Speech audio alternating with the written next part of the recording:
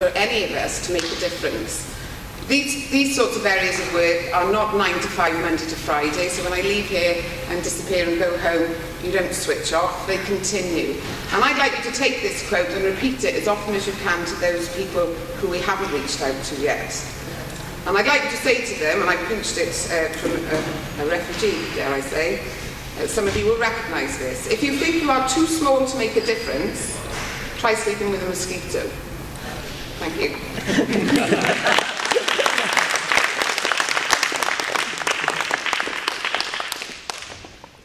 Thank you, Anna.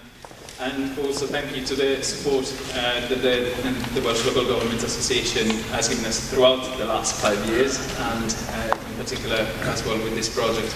I think it's very encouraging to hear from all of you, the organisations, the speakers that have been involved here today, it's encouraging to know that there is support for this agenda, that there is commitment to making a change.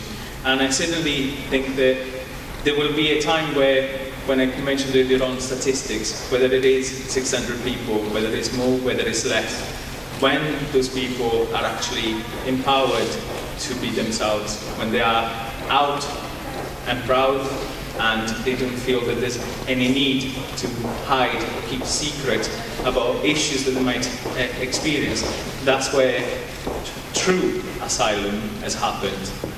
When people are still living in the closet, when people are still hiding what is happening to them in the UK, we certainly have not done our job.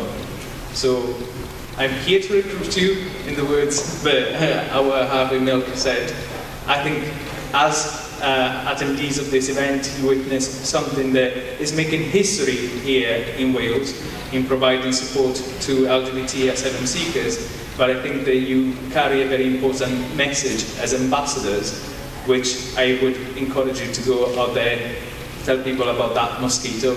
As a little individual, you can make a difference. So thank you very much for being here today, but thank you very much for your support.